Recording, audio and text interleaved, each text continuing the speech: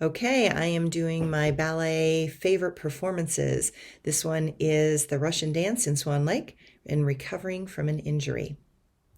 There are moments that stand out in more ways than one. Dancing, the Russian Dance in Swan Lake was one of them. First of all, the music of this particular piece of Tchaikovsky is beyond exquisite. In the beginning, it is soft, flowing, and it flutters about in your mind like a cold wind whipping through the branches of a tree in the winter. Most of the first part of this dance, the ballerina is on her toes, but what makes this piece stand out is the musical shift that takes place as we move from softly walking through the icy winds of Russia to an explosion of power, passion, and virtuosity that is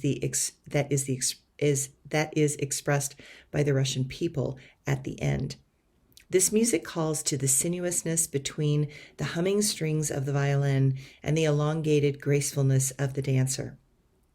This is a deeply personal dance between the concertmaster, which is the first chair violin, and the ballerina. We become one, each an expression of some deep longing on a quest that is inspired by the music.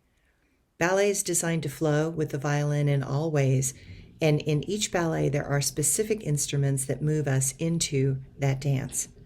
The call of the first part of the music is designed to draw one into the story of the ballerina as she moves across the vastness of the Russian steppes. Then it explodes into a tripak, a Russian folk dance. It builds slowly and gains momentum as it increases with the escalating tensions as it moves faster and faster.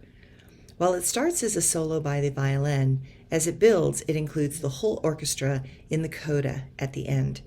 It becomes dizzying and makes the dancer and the audience wonder if it will all spin out of control. As a dancer, I often danced to a particular instrument in the orchestra that leads the tune of the composition.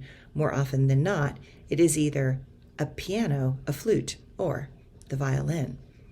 It is the lyrical qualities of those instruments that allow a dancer to become one, not just with the ballet, the choreography, or the music, but as a dancer, I am also merging with the concertmaster, the lead violin, during that particular piece of music as he or she is playing in the pit during a show. There are moments when something very special happens musically, and in the dance, this piece of music is, by itself, a masterpiece that combines the passion of the Russian Cossack folk dances with the beautiful movement of a ballerina, carries an almost timeless quality that hovers in the air as her toes skim the ice. Add to such an amazing moment the costumes for this role are often pure silk and move like a long white flowing breeze. They are often silver, white, and gold with glittering gems like the crystalline snow. The dance begins with the ballerina walking on point like it is a normal stroll through the snow, and speeds up as it calls to all the other instruments in the orchestra to join in. It is a dance that cannot help but be mesmerizing and hypnotic. At the time I was getting to do this dance in Ballet West, I had just recovered from a bad injury to my left foot. I had torn the muscles between my big toe and my second toe. It had happened in rehearsal, and there's nothing like the sound of tendons breaking. They sound like a gunshot going off in your foot. It was a bad injury, one that you know instantly is not a good thing. I went to go into a jump off my left foot as my right leg moved from front to side and to end in the back like a half circle. But in that moment, I went to go up, but instead of going up, I had no ballon, a ballet term for lift, and I was unable to jump off my foot at all. Then this searing pain coursed up my leg and my whole lower leg went numb. The doctor said that I had to be off it for at least 6 weeks. He warned me not to overreact or do something like throw my dog across the room. I looked at him oddly and asked, why would I do that? He laughed and said that dancers handle stress and anger through their intense physical exertion required by their art. Being injured, we don't have our normal outlet, and when things can get very bottled up, that's when we can lose our cool. That is why some dancers that are injured will suddenly snap and lash out at others for one reason or another. I thought that would never happen to me. Yeah, it did. but try being still for weeks and not using your foot. It does get to you over time. My 6 weeks ended up being more like 9 weeks. It was a bad injury. If I carefully looked at my foot, I could see a chasm between my 2 toes. Clearly, something was not connected. I remember trying to get back into shape, and I was in the studio attempting to do a bar and mostly testing the foot. Relevés were next to impossible.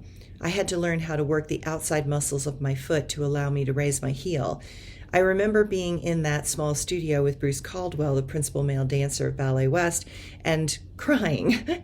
He was very kind and told me to take it slow, that strength returns if you don't push but work to rebuild. Rebuilding was the focus for the next few weeks. Slowly, I got strength and function back. Just in time for Swan Lake rehearsals. And I get to do this lovely ballet with the Russian Danc. Another dream come true. In some ways, this dance was easier on my bad foot than expected. Staying up on point was less of a problem, and it begins like walking with less jumping. Now, in the end, it is fast-paced, but not a ton of jumping, as the music is too quick. The rehearsals go well, and we are at the performance for opening night. I start this amazing dance, and I am at the very beginning, walking on the tips of my toes across the stage. I hear something snap. Again. Oh, God, not again, I think to myself. This snap sounded a bit like Velcro breaking loose. In that moment, my whole lower leg goes numb from the knee down. It was a similar sensation to the first injury. I was terrified. I am almost to the place where the dance speeds up and I cannot feel my foot or my lower leg. But the show must go on. I keep going, hoping my foot is working even if I can't feel it, which seems true. I finish the dance and breathe a sigh of relief. I take my bow and go to the back to sit down and observe the rest of the ballet and the other dances, again to become a part of the frame of a ballet that is happening in the center. I have to sit in a proud, perfect posture, and the position is terribly uncomfortable to my injured foot. As I am sitting, I try to gently move my foot to see what I might have done or not done. Everything seems to be in working order, but it still feels odd and sort of numb and prickly. We finish the ballet and I go back to the dressing rooms and attempt to see if there is swelling or something wrong. Oddly, all things seem to be in good working order, and I notice that the restrictive place that I had been feeling for months in my healing foot is looser.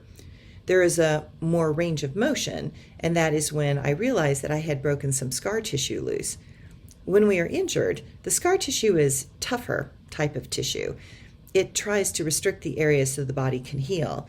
Once the body heals, the muscles and the brain decide at a certain point that the scar tissue is too restrictive, and eventually the action and movements of the muscles will tear that scar tissue. But that is what makes the sound like Velcro breaking apart. It seemed to be what happened to me that performance. While breaking the scar tissue was a great thing, it was scary having it happen on stage in a performance. Almost instantly, my range of motion increased and my flexibility improved on that foot. Seems my journey across the Russian steppes was to allow me to reclaim more freedom and motion. Thank you to the goddess of dance for this great performing moment.